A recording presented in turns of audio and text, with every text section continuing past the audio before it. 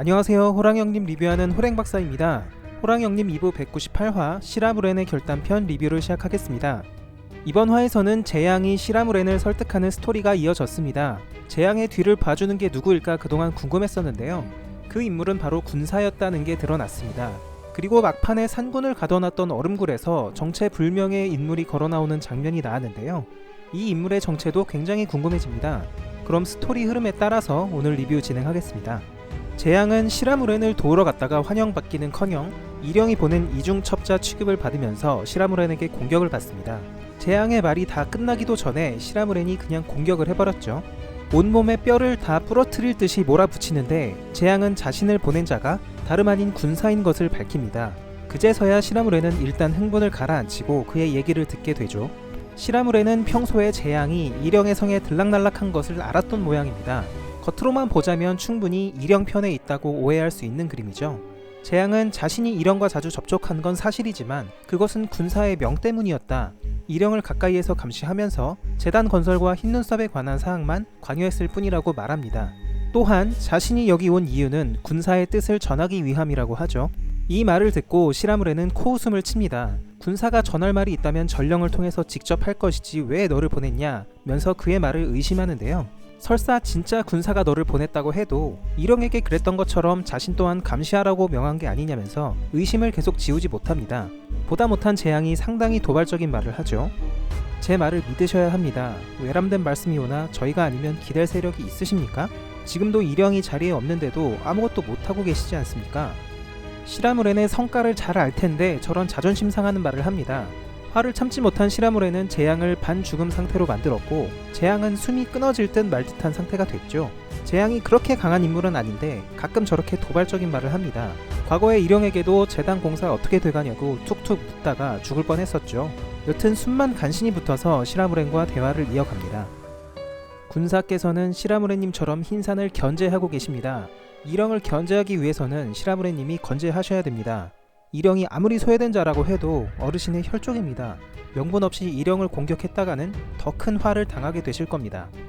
개인적으로 평을 해보자면 재앙은 군사가 보낸 인물답게 지금 상황에서 뭐가 가장 중요한지를 알고 있습니다. 바로 명분이죠. 소위 윗분들인 압카와 군사가 얽혀있는 이 상황에서 가장 중요한 건 명분입니다. 명분 없이 일령을 쳤다가는 일령이 씌운 누명을 그대로 인정하는 셈이 되죠. 먼저 자신이 누명을 썼다는 명확한 물증, 일령이 거짓말을 하고 자신에게 죄를 뒤집어 씌웠다는 물증이 있어야 됩니다.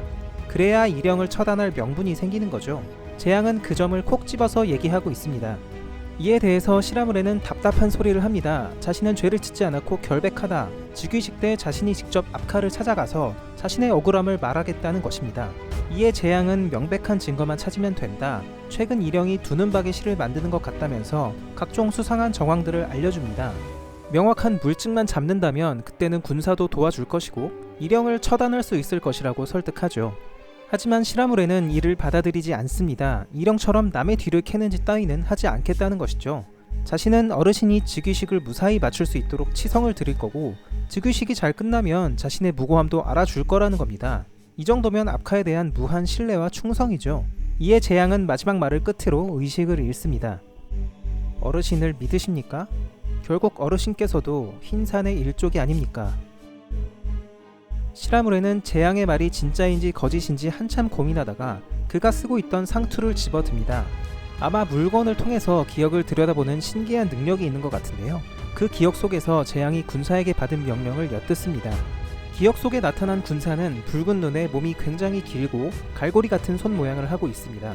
어떤 독자분은 군사의 모습이 새와 비슷하다고 해서 어쩌면 청조가 아니겠느냐 예측도 하시는 것 같아요. 그런데 제 생각에는 청조는 아닐 것 같습니다. 일단 일령이 청조에 대해서 말한 것을 보면 청조는 굉장히 고대의 존재인 것처럼 그려지고 있죠. 청조는 전설의 산 곤륜에서 신 중의 신 서왕모를 모신다는 새이기 때문에 고대의 존재라는 설정이 더 자연스러울 수 있습니다. 다시 돌아와서 재앙의 기억 속 군사의 말을 정리해 보겠습니다. 압카와 아린, 흰산 일족에 대해서 다른 세력들이 어떻게 바라보고 있는지 군사의 말 속에 잘 나타나 있습니다. 압카 외에는 그 누구도 흰산의 힘을 받아서는 안 된다. 어르신이라고 존칭은 안 하네요. 흰마귀와 같은 것이 세상에 또 나온다면 그때는 공멸이다. 시라무렌으로 하여금 일령을 견제하게끔 해야 된다. 군사라고 해서 압카에게 무한 충성하는 것이 아니라 상당히 경계하는 모습입니다. 지난 화에서 무팽이 언급한 것과 맥을 같이 하죠. 누구도 흰산 일족과의 공존을 원하지 않아 단지 압카를 거스를 수 없을 뿐이야. 흰산의 주인은 압카가 되어야 하고 아린처럼 질서를 깨는 자가 또 나온다면 그때는 공멸할 것이라고 합니다. 군사는 왜 공멸이라는 단어를 사용했을까요? 추측을 해보자면 흰마기는 흰산 일족의 질서를 어지럽힌 존재고 그로 인해서 항마전이라는 거대한 전쟁이 벌어졌습니다. 전쟁의 결과가 어땠는지는 정확히 나오진 않았지만 이전 세대의 수많은 강자들과 왕들이 죽었다고 하죠. 거대한 힘을 가진 흰산 일족끼리 전쟁을 또 하게 된다면 자신들을 포함한 모든 세력들이 그 전쟁에 휘말려서 죽게 될 것이다. 그런 측면에서 공멸이라는 단어를 사용한 것 같습니다. 시라무레는 재앙이 군사의 명을 받고 온 것이 사실이라는 것을 확인하고는 군사에게 이용당해 주기로 결심을 합니다. 군사의 뜻대로 자신이 일영 그리고 흰산 일족을 제대로 견제하겠다는 것이죠. 무작정 일영을 공격해서 찢어 죽이기보다는 제대로 된 증거를 찾고 명분을 앞세워서 확실하게 견제하겠다는 결심을 한 것 같습니다. 죽기 직전에 재앙에게 단약을 먹여서 회복시키는 장면을 끝으로 시라무렌 성의 에피가 끝이 납니다. 앞으로 시라무렌은 재앙의 첩보에 따라서 일영이 벌이는 수상한 짓을 캘 계획을 세울 것 같습니다. 가장 먼저 두 눈박이 실을 만들었는지 살펴보고 일영이 드나들었다는 얼음굴도 샅샅이 뒤지겠죠. 부서진 봉화대 인근에 진과 무이치의 흔적이 없는지도 상세히 조사할 것 같고요. 지금 시라무레는 일영에게 대부분의 부하들을 잃은 상황인데요. 상황 반전이 어떻게 일어날 것인지 매우 기대가 됩니다. 한편 장면이 바뀌고 일영의 시들이 등장합니다. 손가락 씨는 봉화대 쪽으로 정찰을 가고 다른 씨는 얼음굴을 감시하러 가고 있죠.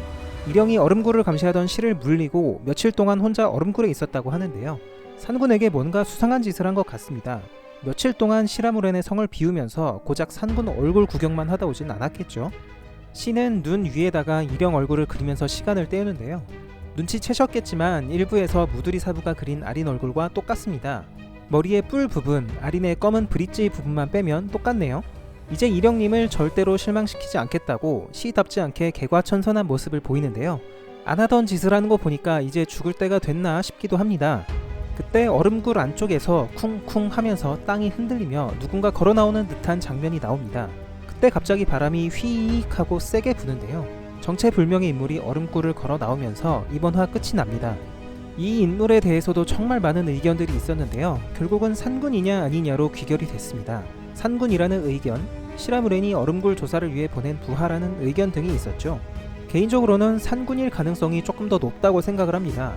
일영이 며칠 동안 얼음굴에 혼자 머물렀고 지금 등장 씬에서도 바람이 휘익 하고 세게 부는 것이 심상치가 않습니다. 그런데 실루엣을 보면 머리도 긴 것 같고 옷차림이 특이하긴 합니다. 산군은 아직 살아있기 때문에 시로 만들 수는 없습니다. 대신 붉은 산의 바쿠 같은 존재에게 도움을 받아서 염주찬 변종 수인으로 만드는 건 가능할 것 같은데요.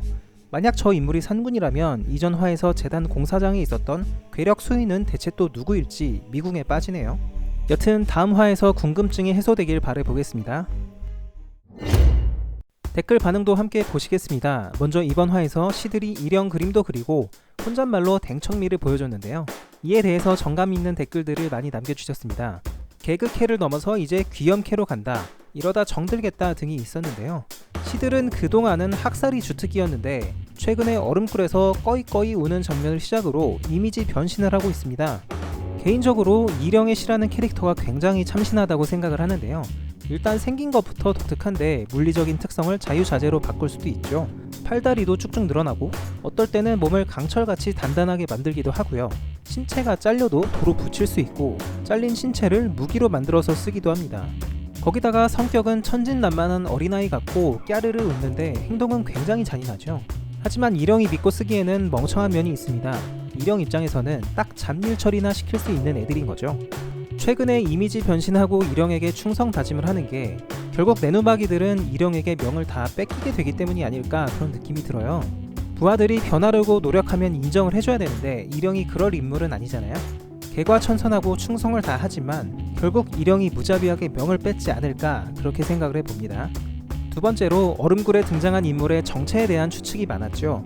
산군은 아닐 거다, 시라무렌도 아닐 거다, 산군이든 시라무렌이든 저 시는 일단 뒤지게 맞을 거다 등등 의견이 있었는데요.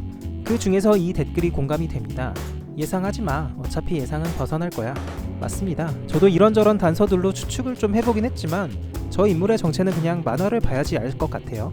다음으로 저는 이 댓글이 개인적으로 공감이 됐는데요. 읽어드릴게요. 시라무렌이 흰산 일족을 경계한다는 걸 봐서는 진심으로 압카에게 충성을 맹세한 게 아니라 많은 분들이 추측하듯 흰산 일족은 여러 세력을 대상으로 정복전쟁을 벌였고 중략, 새 군사는 흰산 일족에게 패배한 세력들인 것 같네요. 저는 사실 예전 군사였던 구망을 보면서도 그런 느낌이 들었거든요. 압카에게 진심으로 충성하는 것이 아닌 것 같다. 압카의 면전에서는 어르신이라고 깍듯하게 하지만 혼잣말에서는 압카라고 하는 것도 그렇고요. 그저 질서를 다시 잡을 항마전 자체에 집중한다는 느낌을 받았습니다.